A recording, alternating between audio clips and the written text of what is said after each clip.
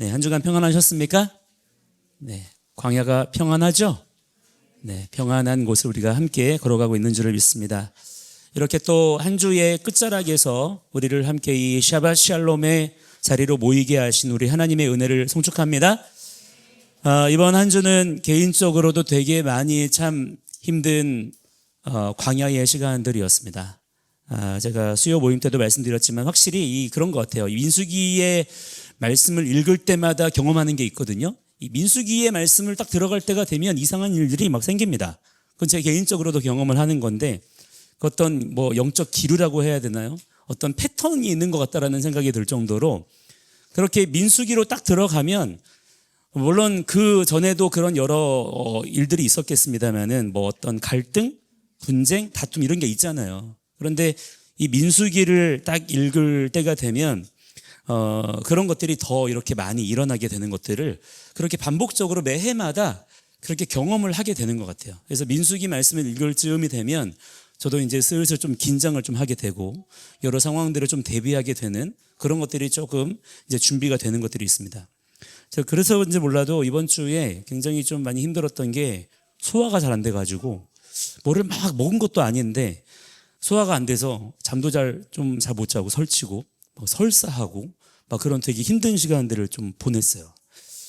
앞으로 이 말씀들을 통해서 더 예리한 분별력을 우리가 갖게 되기를 바라고요. 마침내 이 광야의 끝자락에서 우리가 신명기의 말씀을 받게 되어지고 또한 그 광야에서 모두가 다 약속의 땅에 들어가게 되는 게 아니죠. 나중에 보시면 더 정확하게 나오겠습니다만 여호수아와 갈렙 외에는 아무도 가나안 땅에 들어가지 못하잖아요. 이 여호수아라는 이름이 우리 주 예슈아의 이름과 똑같거든요.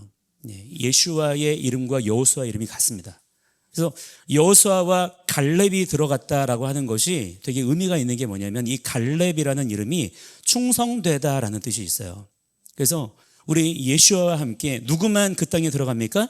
충성된 자들만이 그 땅으로 들어갈 수 있는 줄을 믿으시기 바랍니다. 그래서 끝까지 남겨주시는 주님의 충성된 종들이 되시기를 축복합니다. 자, 우리가 지난 주일에 함께 어떤 말씀을 보았습니까? 민수기 1장의 말씀이었죠. 그래서 우리가 한 머리 아래에서 한 몸으로 정렬되는 자가 군대로 계수된다. 기억나십니까? 그런 이야기를 함께 우리가 나누었었습니다. 그래서 광야라고 하는 곳은 단순히 사람 숫자 세는 장소가 아니라 우리의 머리를 숙이는 훈련을 하는 자리다. 우리의 한 머리이신 누구십니까? 예수 그리스도 앞에서 어떻게 해요? 내 머리를 숙이는 것이죠. 그 명령에 즉각적으로 그렇게 순종할 줄 아는 자들이라야 그분의 군대로 계수가 되는 것이다.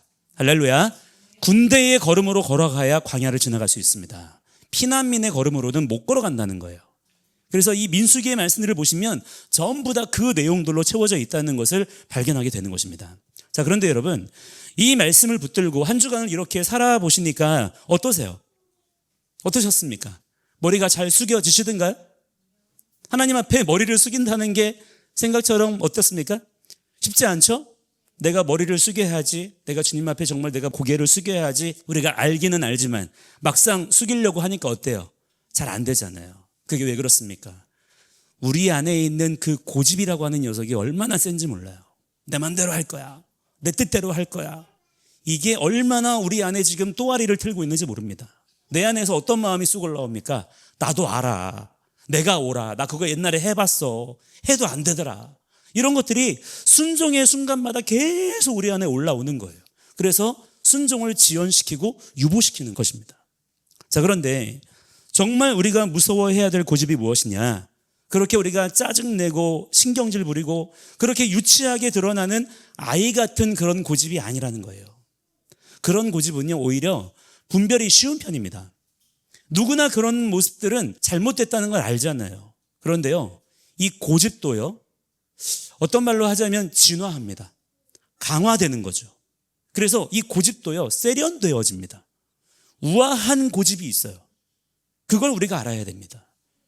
이걸 알지 못하면 우리가 그 고집을 고집으로 알아보지 못하고 속아버리는 일들이 많이 생기기 때문이에요. 그래서 진짜 무서운 고집은요, 굉장히 세련된 얼굴을 하고 있어요. 굉장히 점잖고 굉장히 합리적이고 굉장히 종교적인 그런 얼굴을 하고 있는 것입니다. 그래서 그럴듯한 논리로 자기를 합리화하고요. 겉으로는 굉장히 평온한 척, 착한 척, 자기 감정을 숨기고 그러면서 어떻게 합니까? 결국은 다른 사람을 자꾸 판단하고 분석하려 들고 나는 굳이 그렇게 유난 떨지 않아도 내 믿음 지킬 수 있어. 이렇게 교만하게 자부하는 것. 이게 바로 진짜 무서운 고집이 된다라고 하는 거예요. 이게요, 어떤 누구한테만 특별하게 있는 것이 아니라 누구에게나 다 있습니다. 저에게도 있고요. 여러분에게도 안 그런 척 하셔도 다 있어요. 누구에게나 다 있는 것입니다. 특히 누구한테 있는 줄 아세요? 신앙의 연수가 오래될수록 그게 꽤 그럴듯하게 자리 잡혀 있어요. 그렇기 때문에 여러분 자신이 정말 그리스도 예수 안에서 깨어있지 않으면 어떻게 됩니까? 열심히 잘 해보려고 했는데 결과적으로는 정작 하나님을 대적하는 자리에 서게 되는 일들이 부지중에 많이 일어나게 되는 것입니다. 그래서 이 민수기의 말씀이 우리에게 중요한 거예요. 이 민수기의 말씀들을 통해서 우리가 훈련을 잘 받아서 우리의 그 모든 숨겨진 고집들을 다 드러내는 자들이 돼야 될 줄 믿습니다. 그 훈련의 장소가 이 민수기의 광야의 현장이 된다라고 하는 거예요. 앞으로 보시면 아시겠지만 전부 다 그 얘기입니다. 광야는요, 내 고집이 드러나는 장소입니다. 광야가 어떤 장소라고요? 내 고집이 어떻게 돼요? 드러나는 장소입니다. 드러난다는 것은 뭐겠습니까? 전제가 뭐예요? 숨어 있다는 거예요. 그래서 전에는 잘 몰랐어요. 이 고집이라는 게 나쁘다는 것을 우리가 다 알고 있기 때문에 우리가 발견되어진다면 우리가 그것을 뽑아내려고 했겠죠. 그렇지만 잘 포장되어서 숨겨져 있었기 때문에 그동안에 이것을 잘 몰랐던 거예요. 근데 광야에 딱 나와보니까 어때요? 아무것도 없죠. 결핍이죠. 힘들죠. 어렵죠. 그러니까 그 안에 또 안에 들고 있던 숨어있던 고집이 쑥 올라오는 곳입니다. 그곳이 광야라는 거예요. 여러분, 죄는요 그냥 사라지지 않습니다. 반드시 어떻게 해야 됩니까? 진리의 빛으로 비춰야 돼요. 우리가 빛을 비추면 어떻게 됩니까? 그동안에 숨겨져 있던 것들이 드디어 정체를 드러나게 되는 거예요. 그렇게 드러내야 되는 것입니다. 그렇게 드러나야만 그 죄들이 다뤄지게 되는 거예요. 그렇기 때문에 우리의 그 숨겨진 죄, 저는 이렇게 표현해요. 그 망할 고집. 그 망할 고집이 그 진리의 말씀의 등불을 통해서 드러나게 돼야 된다는 것이죠. 그곳이 어디입니까? 이 광야라는 것입니다. 그래서 이 광야라는 장소는 그야말로 은혜의 땅인 줄을 믿으시기 바랍니다. 그러나 그 죄를 드러내지 않고요, 자꾸 숨기려고 하고요, 오히려 적반하장으로 막 덤벼드는 자들이 있더라는 거예요. 나 이것 때문에 상처받았어. 나는 피해자야. 그게 또한 민수기의 내용들입니다. 그래서 민수기의 내용들을 보시면 잘 훈련받았다라는 내용도 물론 마지막에 나옵니다만 더 많은 얘기들은요, 그 훈련을 받다가 결국에는 죽어버린 이야기가 더 많이 나오게 되는 거예요. 그러면 결국 어떻게 된다는 것입니까? 결국 광야에 묻히게 될 뿐이라는 것입니다. 그러므로 여러분, 우리가 이 광야를 걸어갈 때에 잘 드러내는 자들이 되시기를 바랍니다. 그러면 이 광야에서 사는 은혜가 부어지게 된다라고 하는 거예요. 자, 그래서 오늘 저녁에 우리가 함께 읽은 이 말씀이 바로 그 부분을 정확하게 짚어주는 말씀이 되는 것입니다. 사도 바울이 로마에 있는 그리스도인들에게 쓴 편지의 내용이잖아요. 그런데 특히 오늘 이 말씀은요, 정말 충격적인 말씀을 주고 있는 거예요. 왜냐하면 바울이 여기서 던지는 질문이요, 굉장히 무서운 겁니다. 뭐냐면 왜 그토록 토라를 열심히 추구했던 이스라엘이 정작 의에 이르지 못했고 의에는 관심조차 없었던 이방인들이 도리어 의를 얻게 되었는가, 이런 질문을 던지고 있는 거예요. 이게요 대단히 중요한 질문이고요, 우리 각 사람에게도 굉장히 개인적으로도 중요한 내용이 되는 것입니다. 자, 함께 오늘 우리가 읽은 말씀의 27절의 말씀을 같이 한번 다시 읽어보겠습니다. 27절 시작. 또 이사야가 이스라엘에 관하여 외치되 이스라엘 자손들의 수가 비록 바다의 모래 같을지라도 누구만 구원을 받아요? 남은 자만 구원을 받는다. 자, 여기 뭐라고 말씀합니까? 바다의 모래 같을지라도. 그게 무슨 뜻이에요? 셀 수 없이 많다는 거예요. 어마어마하게 많다는 것입니다. 그런데 그 모든 사람이 다 구원을 받게 되는 것이 아니다. 그러면 누가 구원을 받아요? 남은 자만 받는다. 히브리어로 쉐아르라고 합니다. 남겨진 세대, 쉐에리트라고도 해요. 그 남은 자들만이 구원을 받게 된다는 것입니다. 이게 무서운 거예요. 이게요, 정확하게 지난 주일에 우리가 나누었던 그 말씀과 연결이 되는 것입니다. 광야에서 처음 계수되었던 출애굽 1세대가 전체 몇 명이었습니까? 이번 주 말씀에 우리가 쭉 읽어보시면 아시겠지만 20세 이상 전쟁에 나갈 만한 자를 계수하니까 몇 명이에요? 전체가 60만 명이에요. 많아요, 적어요? 엄청나게 많은 숫자입니다. 그런데 그 중에 누가 마침내 결국에 약속의 땅에 들어가게 되었습니까? 단 두 사람이었어요. 여호수아와 갈렙. 그게 끝이었습니다. 60만 명 중에, 계수되었던 60만 명 중에 두 사람 남은 거예요. 그게 남은 자예요. 그 두 사람의 남은 자들이 광야에서 태어나 길리움 받은 그 다음 세대를 이끌고 가나안 땅으로 들어가는 겁니다. 그게 계수된 자라고 하는 것에 대한 무게감이다라고 하는 거예요. 자, 그렇다면 우리가 여기서 정말 무겁게 받아들여야 될 질문이 무엇입니까? 왜 그 수많은 사람들이 광야에서 다 쓰러졌는가?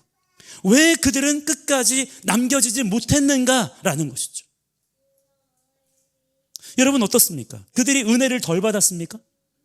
그들도 똑같이 은혜와 능력을 경험했어요. 그들도 똑같이 출애굽했잖아요.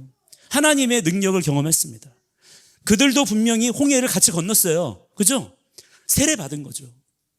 그들도 분명히 시내산에서 함께 토라의 말씀을 받았습니다. 그들도 하늘에서 내려지는 만나를 같이 먹었어요. 반석에서 내는 물을 같이 마셨고요. 그들도 구름 기둥의 인도하심과 보호하심을 받았던 거예요. 그런데 왜 그들은 결국 광야에 묻혀버렸느냐 하는 것입니다. 바로 그 답을 사도 바울이 오늘 본문에서 정확하게 짚어주고 있는 것입니다. 함께 30절부터 32절의 말씀을 읽어보겠습니다. 30절에서 32절이에요. 시작. 그런즉 우리가 무슨 말을 하리요? 의를 따르지 아니한 이방인들이 의를 얻었으니 곧 믿음에서 난 의요 의의 법을 따라간 이스라엘은 율법에 이르지 못하였으니 어찌 그러하냐? 이는 그들이 믿음을 의지하지 않고 행위를 의지함이라 부딪힐 돌에 부딪혔느니라. 아멘. 자, 여기에 바로 그 답이 있는 것입니다. 그들이 넘어진 이유가 뭐라는 것입니까? 믿음에 의지하지 않고 뭐에 의지했기 때문이다? 행위에 의지했기 때문이다라는 것입니다. 이게 굉장히 중요한 거예요. 잘 보세요. 그들이 율법을 안 지켜서 문제가 된 게 아니라는 거예요. 그들이 토라를 무시한 게 아니었다는 거예요. 오히려 그들은 어땠습니까? 굉장히 토라의 말씀을 지키는 삶에 열심히 했다는 거죠.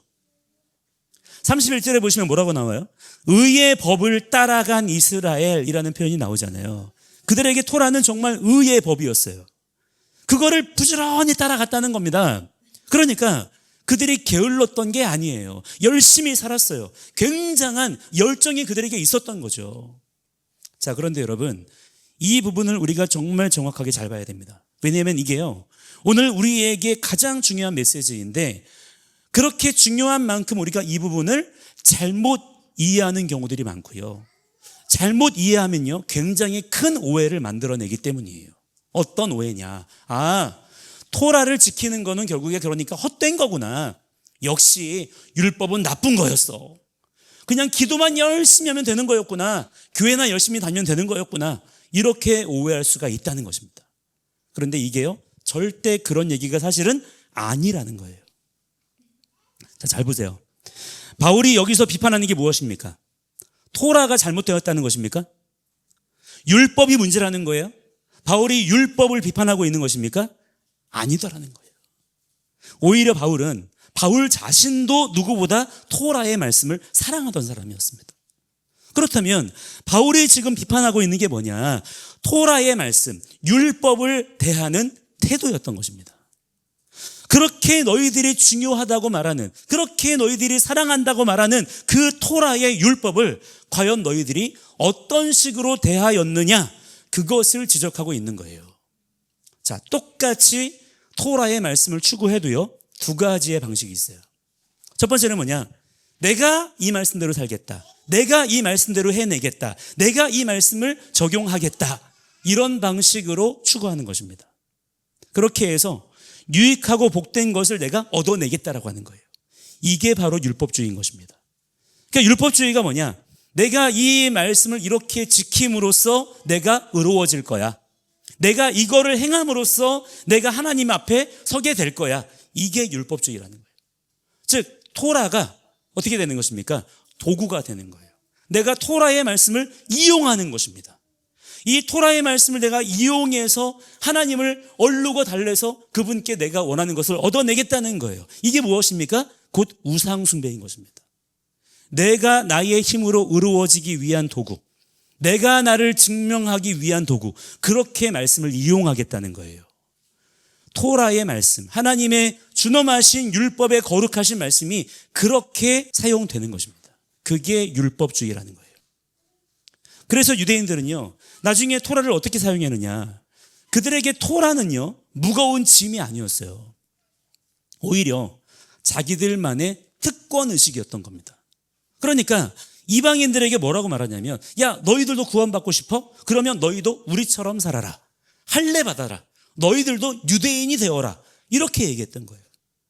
그래서 점점 그런 유대인 기득권층이 이 토라의 말씀을 가지고 어떻게 합니까? 사람들을 더 어렵게 하고 더 무거운 짐을 지우고 그랬던 것입니다.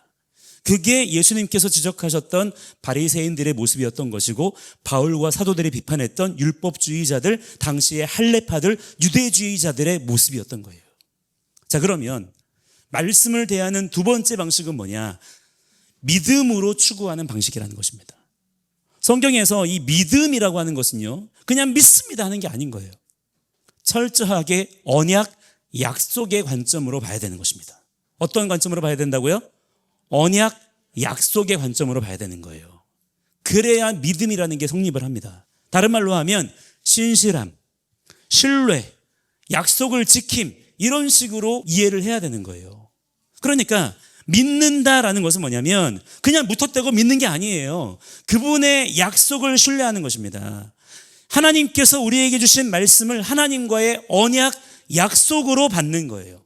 그렇다면 그 언약을 맺은 자의 가장 중요한 책임은 뭐겠습니까? 그 약속을 어떻게 해요? 우리가 약속했으면 어떻게 해야 돼요? 약속을 지키는 거예요. 약속을 기억하는 것입니다. 잊어버리지 않는 거예요.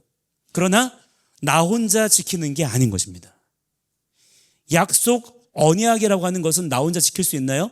쌍방간의 책임을 다해야 되는 것이기 때문에 나만 약속을 지킨다고 되는 게 아닌 거예요. 내가 이 약속을 지킬 때 하나님께서도 이 약속을 같이 지키신다는 그 신뢰 관계 안에서 약속도 지켜줄 수가 있는 것입니다. 그리고 이 약속은 어때요? 하나님께서 주신 약속이에요? 내가 약속하자고 한 거예요? 하나님께서 주신 약속이에요. 그렇기 때문에 그 약속을 기억하고 지키려는 자를 하나님께서 어떻게 하시겠습니까? 기뻐하십니다. 지켜주시고요, 보호해 주시는 은혜를 부어주세요. 그 약속을 잘 지킬 수 있도록. 그래서 빌립보서의 말씀대로 뭐라고 말씀합니까? 내게 능력 주시는 자 안에서 내가 모든 것에 그냥 하는 게 아니에요. 내가 모든 것에 순종할 수 있느니라, 이렇게 읽으셔야 됩니다. 그렇게 고백할 수가 있는 거예요. 자, 이게 믿음으로 추구하는 것입니다. 이게 토라를 사랑하는 거예요. 똑같이 토라를 지키는 것 같지만, 똑같이 예수 믿는 것 같지만, 똑같이 말씀에 순종하는 것 같지만 사실은 그 동기와 목적이 전혀 다른 거예요. 한쪽은 내가 이걸 한다라는 것이고요, 다른 한쪽은 주님과 맺은 언약을 기억하면서 오늘의 삶을 그렇게 사는 것입니다. 전혀 다른 거예요. 한쪽은 내가 이만큼 했으니까 하나님이 저에게 이만큼을 좀 주셔야지, 이렇게 하는 거고요. 다른 한쪽은 주님께서 저에게 신실하시니 저 또한 주님께 신실하기 원합니다 라고 하는 것입니다. 이건요, 완전히 그 버전이 다른 거예요. 그런데 유대인들이 바로 이 착각에 빠졌다는 거예요. 스스로 자기 올무에 걸려 넘어졌다는 것입니다. 자, 그래서 이게 우리에게도 무서운 거예요. 왜 무서워요? 유대인들이 그랬다면 우리는 다릅니까? 우리도 똑같아요. 우리도 똑같이 바로 이 부분에서 헷갈릴 수가 있기 때문이에요. 우리가 토라의 진리를 알게 되고 우리가 절기를 지키게 되고 우리가 샤밧의 은혜를 누리게 됐는데 이게 어느 순간 슬그머니 이렇게 바뀔 수 있는 거예요. 내가 이걸 한다? 내가 이걸 하기 때문에 나는 깨어있다? 이렇게 될 수가 있다는 것입니다. 이게 그렇게 옮겨가는 순간 그게 뭐가 돼요? 그 즉시 율법주의가 되는 거예요. 그러니까 믿음의 순종과 율법주의는요, 멀리 떨어져 있는 게 아니에요. 한 끗 차이입니다. 한 끗 차이로 믿음의 순종이 될 수도 있기도 하고 율법주의가 될 수도 있는 것입니다. 자, 그래서 어떤 사람들은요, 그게 무서우니까 아예 뭐라고 합니까? 아예 토라를 안 지키려고 해요. 토라? 율법? 그거 율법주의야. 무서워. 그러니까 그냥 믿음만 가지면 돼. 그러는 거예요. 그런데 그게 과연 믿음일까요? 그래서 정말 그들이 믿음대로 사나요? 그것도 잘못된 거예요. 왜냐하면 그건요, 믿음이라는 이름으로 결국 무엇입니까? 자기 마음대로 사는 것이기 때문입니다. 그것도 자기의예요. 나는 토라 안 지켜도 돼. 토라의 말씀 나는 안 지켜도 된다고 생각해. 자기 주장인 것입니다. 왜냐? 나는 은혜로 사니까 이렇게 얘기하는 거예요. 이것도 결국 그 중심 메시지가 무엇입니까? 내가 결정할 거야. 내가 판단할 거야. 나는 이게 마음에 들어. 그 얘기를 하는 거예요. 자기가 모든 말씀의 주권자가 되겠다는 것입니다. 그러니까 여러분, 길은 하나밖에 없는 거예요. 믿음의 주요 온전케 하시는 분은 누구십니까? 오직 우리 주 예수 그리스도밖에 없는 줄을 믿습니다. 믿음의 주인은 내가 아니에요. 내가 믿겠다라고 해서 믿어지는 게 아닌 것입니다. 오직 한 분 예수 그리스도이십니다. 그래서 토라를 사랑하되 그 토라의 말씀 앞에서 어떻게 해야 됩니까? 이번 주 민수기에 읽어가는 주제들처럼 자기 머리를 숙이는 것입니다. 왜요? 그 토라는 우리 주님의 말씀이기 때문이에요. 그 토라의 말씀은 살아계신 한 분 하나님께서 우리에게 주신 언약으로 맺으신 말씀이기 때문입니다. 그래서 힘써 토라의 말씀을 추구하되 내가 이걸 한다가 아니라 주님 안에서라야 이 말씀대로 살 수 있다라고 고백하는 것입니다. 이게 바로 믿음에서 난 의인 거예요. 이게 바로 진짜 하나님을 경외하는 자의 삶인 것입니다. 자, 한번 생각해 보세요. 말씀, 토라, 우리가 얘기하잖아요. 그게 무엇입니까? 토라는요, 우리 아버지의 마음이에요. 그 토라의 말씀들에 우리 아버지의 마음이 기록되어져서 우리에게 주어져 있습니다. 우리 아버지께서 자녀들에게 들려주신 그 사랑의 음성인 것을 믿으시기 바랍니다. 자, 그렇다면 우리가 그 말씀을 이렇게 받을 때 어떻게 받아야 되겠습니까? 아버지의 마음으로 받아야 될 줄을 믿습니다. 우리 아버지가 이것을 원하시는구나. 아버지께서 바로 이 일을 하려고 하시는구나. 그 말씀들을 통해서 그것을 깨달아야 되는 거예요. 이렇게 받는 것이 진짜 토라를 대하는 자세인 것입니다. 그런데 율법주의자들은요, 어떻게 합니까? 말씀 토라를 아버지의 마음으로 받는 게 아니라 어떻게 받냐면 마치 무슨 시험 문제처럼 받는 거예요. 이거 내가 100점 맞아야지. 이거 어기면 안 되는데, 이거 어기면 큰일 나는데, 이러는 거예요. 그러면 그 안에는 사랑이 없어요. 두려움만 있는 것입니다. 의무감만 있는 거예요. 종의 마음만 있는 것이죠. 그러면 그 사람은 토라를 지킨다고 하면서도 그 마음에 뭐가 있어요? 그런 두려움과 조급함으로 점점 마음이 메말라가는 것입니다. 토라를 추구하면서도 점점 마음이 어때져요? 교만해지는 거예요. 나는 이만큼 했어 그러면서 서로 비교하고 정죄하고 또 어떤 때는 열등감 느끼고 막 그러는 것입니다. 그게 바로 출애굽 1세대의 모습이었어요. 민수기에 계속 나옵니다. 그들도 이 토라의 말씀을 받았어요. 하나님과 언약을 맺은 거죠. 그런데 그들이 어떻게 했습니까? 그 토라의 말씀을 시험 문제처럼 대했던 거예요. 이거 지키면 복 받고 안 지키면 벌 받고 그런 식으로 받았던 것입니다. 그래서 광야에서 조금만 자기 마음에 안 들면 어떻게 해요? 바로 원망하고 불평하는 거예요. 하나님 왜 이러세요? 내가 이만큼 따라왔는데 하나님이 저한테 이러시면 안 되죠. 내가 쟤보다는 열심히 했잖아요. 그러니까 거치는 돌에 걸려서 그냥 콱 넘어져 버렸다는 거예요. 그래서 사도 바울이 오늘 본문에서 마지막에 어떻게 결론을 맺습니까? 함께 32절과 33절 같이 읽어보겠습니다. 시작.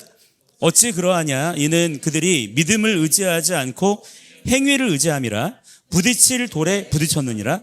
기록된 바 보라 내가 걸림돌과 거치는 바위를 시온에 두노니 그를 믿는 자는 부끄러움을 당하지 아니하리라 함과 같으니라. 아멘. 자, 여기 보시면 걸림돌과 거치는 바위가 나오죠. 그죠? 여기에 걸려서 넘어진다는 거잖아요. 근데 이게 어디에 있대요? 이 걸림돌과 거치는 바위가 어디에 있다고 나옵니까? 시온에 있다는 거예요. 여기 나오는 시온이 뭐냐면요, 바로 우리 주 예수 그리스도를 말씀하는 것입니다. 예수 그리스도께서 바로 시온에 둔 돌이시라는 거예요. 그런데 이 돌이 우리의 주 예수 그리스도께서 어떤 사람한테는 거치는 돌이 된다는 것입니다. 예수님께 걸려 넘어진다는 거예요. 어떤 사람한테는 그런데 견고한 반석이 되는 것입니다. 똑같은 돌이에요.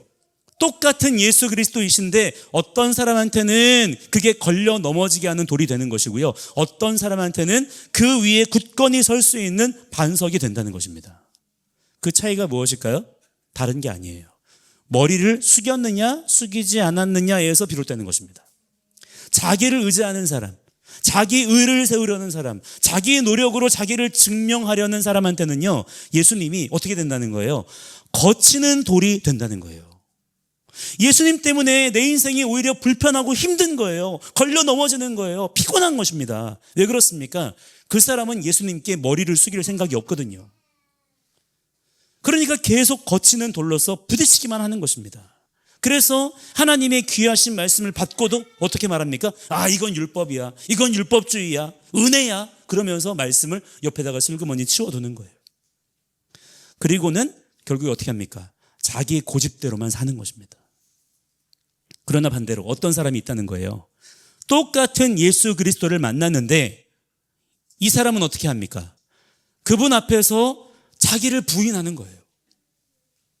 기꺼이 자기 머리를 그분 앞에 숙이는 것입니다. 주님, 말씀만 하옵소서. 주의 종이 듣겠나이다. 종에게 말씀하신 대로 그렇게 될 것입니다. 이런 사람한테는요, 예수님께서 친히 그의 견고한 반석이 되어 주신다는 것입니다. 그게 극명하게 나뉜다는 거예요. 자, 여러분, 이게 정말 우리에게 무서운 메시지인 것을 아셔야 된다는 거예요. 왜냐하면 우리가 지금의 이 광야를 이렇게 걸어가면서 가장 무서워해야 될 적이 뭔지 아세요? 진영 밖에 있는 어떤 거인들, 안악자손들, 대적들이 아니에요.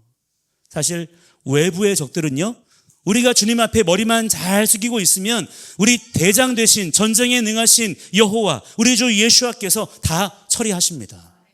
이미 다 이기셨어요. 절대 그분은 패배하지 않으십니다. 5이 100을 쫓고 100이 만을 쫓게 될 거라 그랬어요. 그러니까 외부의 적은요, 사실 우리가 그렇게 걱정할 일이 아닌 것입니다. 오히려 민수기 말씀이 우리에게 보여주는 진짜 무서운 적은 어디에 있다는 것입니까? 우리 안에 있다는 거예요. 나는 잘 믿고 있어. 나는 토라도 추구하고 있고, 나는 히브리적 관점도 잘 알고 있고, 나 히브리어도 다 알아. 나는 다른 사람들보다 더 깨어 있어. 혹은 나 큰 교회 다녀. 나 장로야, 권사야, 집사야. 이런 거예요. 이게 가장 무서운 것입니다. 왜 그렇습니까? 너무나 자연스럽게, 너무 세련되게, 너무 경건한 얼굴을 하고서 우리 안에 들어와 있는 고집이기 때문이에요. 그래서 잘 안 보여요.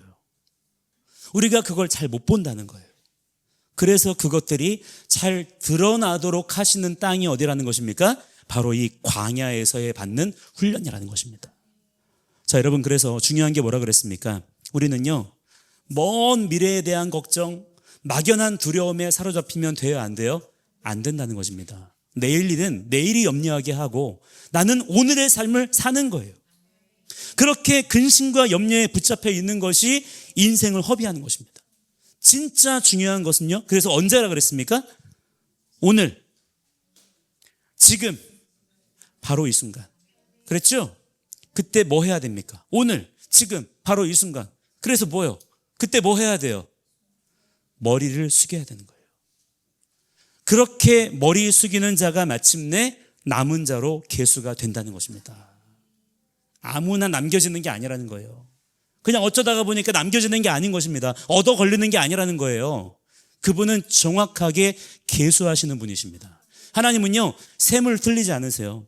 정확하게 카운팅하시고 정확하게 따져 물으시는 분이신 줄을 믿으시기 바랍니다. 그렇게 머리 숙일 줄 아는 자라야 마침내 주님 오시는 그날에 부끄러움을 당하지 않게 되는 거예요. 그렇게 머리 숙이는 자가 마침내 약속의 땅에 들어가게 될 줄을 믿으시기 바랍니다. 자, 그래서 오늘 보면 33절에 보시면 뭐라고 말씀하십니까? 그를 믿는 자는 나오죠? 어떻게 돼요? 그를 믿는 자는 뭐라고 나옵니까? 부끄러움을 당하지 아니하리라. 할렐루야. 믿으십니까? 우리가 광야의 그 모든 훈련을 다 통과하고 나서 마침내 그분 앞에 섰을 때 우리가 얻게 되는 유익이 뭐라는 거예요? 우리는 부끄러움을 당하지 않게 될 줄을 믿으시기 바랍니다. 그것을 소망해야 된다는 거예요. 그런데 그 광야 끝으로 우리가 점프해서 갈 수 있어요?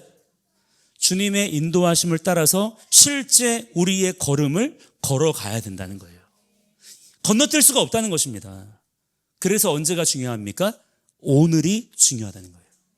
건너뛸 수가 없기 때문에 지금 바로 이 순간이 그래서 중요한 것입니다. 그렇다면 중요한 건 뭐냐? 머리를 어떻게 숙이는 것일까요? 자, 이것입니다. 따라합니다. 오늘의 순종을 내일로 미루지 않는 것. 예, 그게 머리 숙이는 것입니다. 그게 하나님의 주권을 인정하는 가장 확실한 방법이에요. 하나님 앞에 고개를 숙이는 자는 따져 묻지 않습니다. 계산하지 않아요. 말씀이 들리는 그 순간 일단 그렇게 하는 것입니다. 그래서 우리 아이들한테도요, 집에서 맨날 얘기해요. 지연된 순종은 순종이 아니다. 맨날 얘기해 줍니다. 여러분, 순종에 실패하지 않는 유일한 방법이 무엇일까요? 우리 자녀들 부모님 말씀에 순종해야 되잖아요. 근데 순종 잘 해야 안 해요? 잘 안 할 때도 있잖아요. 그렇죠? 자, 그럴 때마다 우리 자녀들이 실패하지 않고 부모님 말씀에 순종할 수 있는 방법이 있어요. 뭘까요? 즉각 순종하는 것입니다. 그 말씀을 들은 그 즉시로 그것을 하는 거예요. 그러면 실패하지 않습니다. 그런데 자꾸 우리의 죄된 본성, 우리 안에 있는 고집은 어떻게 하려고 합니까? 그 순종을 알겠다는 거예요. 순종할 거예요. 내가 순종 안 하겠다는 게 아니에요. 그런데 뭐예요? 유보해요. 지연시킵니다. 내일 하자. 다음에 하자. 좀 지금은 상황이 그래. 더 상황이 좀 편안해지면 그때 하자. 그렇게 유보하고 미루다가 결국 순종의 삶도 함께 빼앗기게 된다는 거예요. 우리 주님 다시 오실 때, 자, 그 날이 분명히 있을 것입니다. 주님 다시 오시는 그 날을 우리가 반드시 맞이하게 될 줄을 믿습니다. 자, 그 날에 주님 앞에 서 있는 거룩한 신부로 서기 원하십니까? 아니면 바위 밑에 숨는 자가 되기 원하십니까? 그게 언제 결정될까요? 그때 가봐야 아는 걸까요? 그때 가봐야 내가 설 수 있을까? 내가 주님 앞에 바로 서 있을 수 있을까? 내가 그때도 정말 믿음을 지킬 수 있을까? 우리가 염려하면 그렇게 되는 것입니까? 그렇게 긴장만 하면서 사는 분들이 있더라고요. 내가 정말 주님 오실 그날에 두려워 무서워, 내가 정말 그때 내가 바위 밑에 숨는 자가 아니라 주님 앞에 바로 서 있는 자가 될 수 있을까? 걱정만 하는 분들이 있어요. 그렇게 해서 되는 게 아니라는 것입니다. 그게 언제 결정됩니까? 오늘 지금 바로 이 순간이에요. 바로 오늘 지금 이 순간 말씀으로 그렇게 사는 자는 내일도 그렇게 살게 돼요. 오늘을 사는 자가 내일도 삽니다. 그런데 오늘을 빼앗긴 자는요, 내일이 없어요. 오늘 내가 죽었는데 내일의 삶이 있겠습니까? 죽었으면 끝나는 거죠.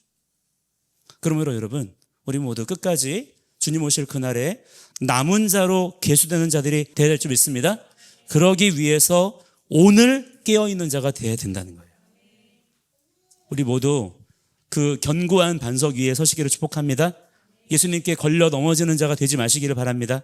광야의 모든 시련 가운데서도 우리의 머리를 잘 숙이고 그분의 음성에 즉각적으로 순종하며 마침내 약속의 땅에 들어가는 자들이 다 되시기를 우리 주 예수 그리스도의 이름으로 간절히 축원합니다. 함께 이 시간에 같이 우리 찬양한 곡 좀 부르고요.